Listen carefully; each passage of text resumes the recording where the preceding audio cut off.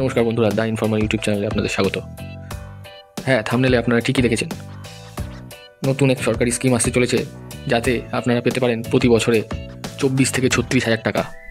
কিন্তু কীভাবে, কী সেই স্কিম এবং কীভাবে আপনারা সেটায় আবেদন করবেন সেটা জানার জন্য ভিডিওটি শেষ পর্যন্ত বিস্তারিত দেখতে থাকুন। নতুন বছরের নতুন উপহার হিসাবে পশ্চিমবঙ্গ সরকার আপনাদের জন্য নিয়ে এসছে এই স্কিমটি। এই প্রকল্পটি আপনাদের অতি পরিচিত লক্ষ্মীর ভাণ্ডার প্রকল্প। আগে বলেছে এবছর থেকে এই স্কিমের বরাদ্দ বাড়তে চলেছে, এমনটাই নবান্ন সূত্রে খবর। নবান্ন সূত্রে খবর অনুযায়ী লক্ষ্মীর ভাণ্ডার স্কিম, যেটায় সাধারণ শ্রেণীর মহিলারা 1000 টাকা এবং তপশিলি জাতি উপজাতির মহিলারা 1200 টাকা করে পেয়ে থাকেন, এবার থেকে সেটি বেড়ে 2 থেকে 3 হাজার টাকা হতে পারে বছরে আপনারা 24 থেকে 36 হাজার টাকা লক্ষ্মীর ভাণ্ডার স্কিমের মাধ্যমে পেতে পারেন। তাই আর দেরি না করে আজই আবেদন করুন লক্ষ্মীর ভাণ্ডার স্কিমে এবং এর সুবিধা লাভ করুন। যারা এখনও আবেদন করেননি তারা নিকটস্থ দুয়ারে সরকারের ক্যাম্পে যোগাযোগ করুন এবং আবেদনটি করে ফেলুন। আমি এই ভিডিওতে লক্ষ্মীর ভাণ্ডারের নতুন ফর্মের সমস্ত তথ্য আপনাদের দেবো এবং কীভাবে ফিল আপ করতে হবে সেটি জানাবো। আপনারা সেটি সম্পূর্ণ দেখে আপনার নিকটের দুয়ারে সরকারের ক্যাম্পে যান এবং লক্ষ্মীর ভাণ্ডারের ফর্ম নিয়ে এখনই আবেদন করুন। লক্ষ্মীর ভাণ্ডারের একটি সম্পূর্ণ ফর্ম ফিল আপ আমি এই ভিডিওতে নিয়ে এসেছি। ভিডিওটি শেষ পর্যন্ত দেখুন এবং যেভাবে আমি বলছি ঠিক সেভাবে আপনারা ফর্মটি পূরণ করে আবেদন করুন। আমি বলেছিলাম যে লক্ষ্মীর ভাণ্ডারের নতুন ফর্ম চলে এসছে, তো সেই ফর্ম নিয়ে চলে এসেছি আপনাদের সামনে। দেখে নেওয়া যাক লক্ষ্মীর ভাণ্ডারের নতুন ফর্মে কী কী আপনাদের ফিল আপ করতে হচ্ছে। যে কোনো দুয়ারে সরকার ক্যাম্পের মাধ্যমে আপনি পেয়ে যাবেন এই ফর্ম। এই ফর্মে প্রথমে লেখা আছে গভর্নমেন্ট অফ ওয়েস্ট বেঙ্গল, পশ্চিমবঙ্গ সরকার Lakshmir Bhandar scheme application form. এটা অবশ্যই প্রথমে দেখে নেবেন যে লক্ষ্মীর ভাণ্ডার স্কিমটা আছে কিনা। লক্ষ্মীর ভাণ্ডার স্কিম অ্যাপ্লিকেশন ফর্ম, এটা প্রথমেই আপনাদের যেটা লাগছে যে একটি কালার পাসপোর্ট সাইজ ফটোগ্রাফ, সেটা অতি আপনার ফর্মের ডান দিকে একটি কালার পাসপোর্ট সাইজ ফটোগ্রাফ আপনাদের লাগবে। এবার চলে আসছি ফর্মের ডিটেলসে। অ্যাপ্লিকেশন আইডি, অ্যাপ্লিকেশন আইডি এটি আপনার লক্ষ্মীর ভাণ্ডারের ফর্ম ফিল আপ হওয়ার পর দুয়ারে সরকার ক্যাম্প থেকে দেওয়া হবে। এরপর নেক্সট আছে দুয়ারে সরকার রেজিস্ট্রেশন নাম্বার। এটি আপনাদের দুয়ারে সরকার ক্যাম্প থেকেই দেওয়া হবে এবং এই সংখ্যাটি খুবই গুরুত্বপূর্ণ। এটি লিখলে তবেই আবেদনপত্র জমা নেওয়া হবে। এটি অতি অবশ্যই দুয়ারে সরকার ক্যাম্পে উপস্থিত আধিকারিককে দিয়ে লিখিয়ে নেবেন। এবার আসা যাক অ্যাকচুয়াল ফর্মে যেগুলো আপনাকে ফিল আপ করতে হবে। প্রথমেই আপনার লাগছে স্বাস্থ্যসাথী কার্ড নাম্বার। এখানে এই বাক্সতে স্বাস্থ্যসাথী কার্ড নাম্বারটা আপনার লিখে দিতে হবে। সাজিয়ে ভুল না করে লিখবেন, সঠিকভাবে লিখবেন। তারপর দ্বিতীয় যেটি লাগছে সেটি হচ্ছে আধার কার্ড নাম্বার। এটি যিনি অ্যাপ্লিক্যান্ট অর্থাৎ যিনি আবেদন করছেন লক্ষ্মীর ভাণ্ডারের জন্য, তার আধার কার্ডের নাম্বার এখানে ইনপুট করতে হচ্ছে। এটি ঠিক পরের বক্সে এখানে পরপর দেখে সুন্দর করে আধার কার্ড নাম্বারটি লিখবেন। তারপর তৃতীয় যেটি লাগছে নতুন ফর্মে সেটি হচ্ছে অ্যাপ্লিক্যান্ট নেম, অর্থাৎ যিনি অ্যাপ্লিক্যান্ট তার নাম। এখানে অ্যাপ্লিক্যান্টের নাম লিখবেন। এখানে প্রথম নাম লিখবেন, তারপর মিডিল নেম, তারপর লাস্ট নেম।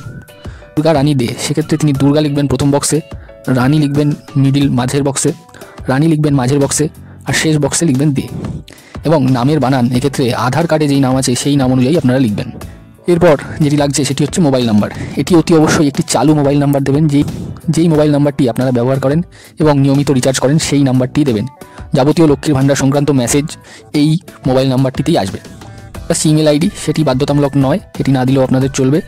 এরপর লাগবে date of birth. Date of বার্থটি আপনাদের কত সালের কোন মাসে জন্ম, কত তারিখে, সেই ডিটেলসটি আপনার দিতে হবে। এটি তিনটি বক্সের মাধ্যমে আপনারা ফিল আপ করবেন। ধরুন কারোর ডেট অফ বার্থ 26শে জানুয়ারি 1980, সেক্ষেত্রে তিনি এই প্রথম বক্সে লিখবেন 26, দ্বিতীয় বক্সে লিখবেন 01, তৃতীয় বক্সে লিখবেন 1980। এভাবে আপনারা ডেট অফ বার্থটি ফিল আপ করবেন। এরপর আসা যাক পরবর্তী ডিটেলসে। এখানে আছে ফাদার্স নেম, মাদার্স নেম এবং স্পাউস নেম। পিতামাতার নাম লিখবেন। নামের ক্ষেত্রে সেই একইভাবে প্রথমে প্রথম নাম, তারপর মধ্য নাম যদি কিছু থাকে এবং লাস্টে পদবী। বাবার নাম, মায়ের নাম অতি অবশ্যই আধার কার্ড বা কোনো একটি ডকুমেন্ট যেখানে তার নাম আছে সেই নামের বানান অনুযায়ী দেখে লিখবেন। এই নামের ভুলের কারণে বহুবার আমরা অ্যাপ্লিকেশান ক্যান্সেল হতে দেখেছি। এটি কিন্তু খুব দেখে গুরুত্ব সহকারে লিখবেন, যাচাই করে নেবেন নামের বানান ঠিক আছে কিনা। এবং স্বামী স্ত্রীর ক্ষেত্রে এবং বিবাহিত মহিলাদের ক্ষেত্রে স্বামীর নামটিও লিখবেন। এরপর আসা যাক জাতি অর্থাৎ কাস্ট, SC ST অন্যান্য যেটি আছে সেখানে টিক মারবেন। এবং টিক মারার পর এখানে আপনারা যদি ST SC হন তাহলে SC ST সার্টিফিকেটের নাম্বারটি লিখতে হবে। এটি খুবই গুরুত্বপূর্ণ, কারণ ST SC এর পরবর্তী পর্যায়ে আসছি। এখানে আপনার যোগাযোগ ডিটেলস বা কন্ট্যাক্ট ডিটেলস জানতে চাইছে। এখানে এটা অতি অবশ্যই আপনারা আধার কার্ড দেখে লিখবেন। স্টেট লেখা আছে ওয়েস্ট বেঙ্গল বা পশ্চিমবঙ্গ, এর পরবর্তীতে জেলা, আপনারা যেই জেলার আছেন সেই জেলার নামটি লিখবেন। পর চলে আসছি থানা, আপনারা আপনার থানার নাম লিখবেন। তারপর ব্লক বা মিউনিসিপ্যালিটি, যদি কেউ ব্লক যেই ব্লকের বাসিন্দা সেই ব্লকের নাম অথবা মিউনিসিপ্যালিটির নাম লিখবেন। জিপি বা ওয়ার্ড, যদি গ্রাম পঞ্চায়েত হয় তাহলে পঞ্চায়েতের নাম লিখবেন। মিউনিসিপ্যালিটির ক্ষেত্রে ওয়ার্ড নাম্বার লিখবেন।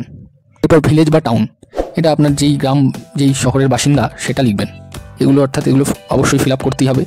তারপরে যেটা আছে হাউস নাম্বার, এটা যাদের আছে তারা লিখবেন, যাদের নেই তারা ফিল আপ না করলেও চলবে। তারপর আছে পোস্ট অফিস, এটা অতি অবশ্যই লিখবেন এবং পিনকোড সেটা সঠিকভাবে লিখবেন। এক্ষেত্রে এই ডিটেলসটা ফিল আপ করার ক্ষেত্রে আপনারা আপনার আধার কার্ডের সহায়তা নেবেন। আধার কার্ডে ঠিক যেইভাবে লেখা আছে সেভাবে লিখবেন। এরপর চলে আসছি সবথেকে গুরুত্বপূর্ণ অংশ, অর্থাৎ ব্যাঙ্ক অ্যাকাউন্ট ডিটেলসের ব্যাপারে। এখানে একটু সামান্য ভুল হলেই আপনার লক্ষ্মীর ভাণ্ডারের অ্যাপ্লিকেশানটি ক্যান্সেল হয়ে যেতে পারে অথবা টাকা আটকে যেতে পারে। খুবই মনোযোগ সহকারে এই ডিটেলসগুলো ফিল আপ করবেন। প্রথমেই চলে আসছি ব্যাংকের নাম। এক্ষেত্রে ব্যাংকের সম্পূর্ণ নামটা লিখবেন। যদি কারোর ব্যাংক হয় SBI তাহলে আপনারা SBI লিখবেন না, লিখবেন state bank of India, total নামটা আপনারা লিখবেন। তারপর আসছি ব্রাঞ্চ নেম।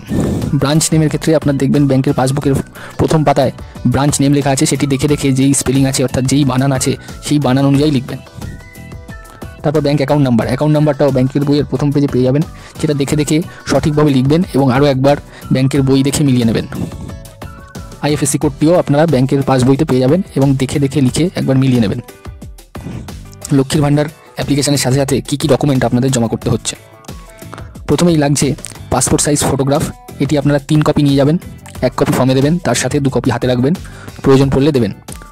2 নম্বর আপনার লাগছে স্বাস্থ্যসাথী কার্ড। স্বাস্থ্যসাথী কার্ডের জেরক্স আপনারা নিয়ে যাবেন, সাথে কার্ডের অরিজিনালটাও নিয়ে যাবেন।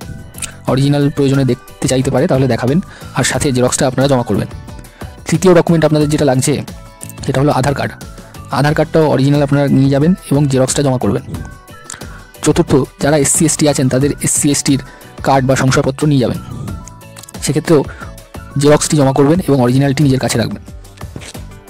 পঞ্চম, আপনার ব্যাঙ্ক অ্যাকাউন্টের পাসবইয়ের প্রথম পাতার জেরক্স, সেটিও অরিজিনাল নিয়ে যাবেন এবং জেরক্সটি আপনার কাছে রাখবেন। মনে রাখবেন এই সমস্ত ডকুমেন্টের ক্ষেত্রে আপনাদের সেলফ অ্যাটাস্টেড ডকুমেন্ট প্রয়োজন। সেলফ অ্যাটাস্টেড বলতে বোঝাচ্ছে, ধরুন আপনার যেই ডকুমেন্টের জেরক্সটি আপনি দিচ্ছেন তার নিচে নিজের নাম সই করবেন,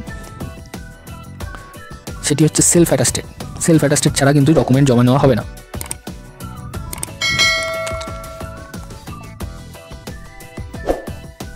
এবার ফর্মের শেষ পর্যায়ে চলে আসছি। এখানে লেখা আছে, আমি পশ্চিমবঙ্গের বাসিন্দা, আমি কোনো রকম সরকারি চাকুরি থেকে কোনো মাসিক আয় বা পেনশন পাই না এবং আমার জমা করা সমস্ত নথি আমার জ্ঞানত সত্য। এই ডিক্লারেশনগুলোর সাথে আপনারা এখানে তারিখ দেবেন এবং এখানে সিগনেচার করবেন। এখানে তারিখ এবং সিগনেচারটি করার পরই আপনাদের অ্যাপ্লিকেশানটি কমপ্লিট হবে, ফর্মটি জমা নেওয়া হবে। আপনাদের একটি অ্যাকনলেজমেন্ট বা স্বীকৃতিপত্র দান করা হবে, সেটি যত্ন করে আপনার কাছে রেখে দেবেন। সেখানে এই রকম একটি ফর্মে আপনার নাম, বাবার নাম বা স্বামীর নাম এবং তারিখ, যেই দিন আপনারা অ্যাপ্লিকেশান করলেন সেই তারিখ ইত্যাদি, আপনার mobile number, Swasthya Sathi card number, Aadhaar number লেখা থাকবে এবং যেই আধিকারিক আপনার লক্ষ্মীর ভাণ্ডার ফর্মটি জমা নিলেন তার সই করা থাকবে এবং তারিখ দেওয়া থাকবে। আপনার অ্যাপ্লিকেশান জমা করার পর এগুলো মিলিয়ে নেবেন। এভাবেই আপনারা সব কিছু সঠিকভাবে ফিল আপ করে দুয়ারে সরকার ক্যাম্পের মাধ্যমে আপনার আবেদনপত্রটি জমা করতে পারেন। আবেদন জমা করার সাথে সাথে 1 থেকে 2 মাসের মধ্যে আপনাদের লক্ষ্মীর ভাণ্ডার প্রকল্পটি চালু হয়ে যাবে এবং টাকা ঢোকা শুরু হয়ে যাবে। আপনার অ্যাকাউন্টে লক্ষ্মীর ভাণ্ডারের টাকা ঢুকছে কিনা সেটা জানার পদ্ধতি আমি অন্য একটা ভিডিওতে আলোচনা করেছি। সেটা জানতে গেলে উপরে আই বাটনে ক্লিক করে আপনারা আমার সেই ভিডিওটিও দেখে নিতে পারেন। ভিডিওটি সম্পূর্ণ দেখার জন্য ধন্যবাদ। ভিডিওটি ভালো লাগলে লাইক করবেন এবং আমাদের চ্যানেলটিকে সাবস্ক্রাইব করবেন এবং পরবর্তী ভিডিওর জন্য আমাদের চ্যানেলে চোখ রাখুন। দেখা হচ্ছে পরবর্তী ভিডিওতে। ধন্যবাদ।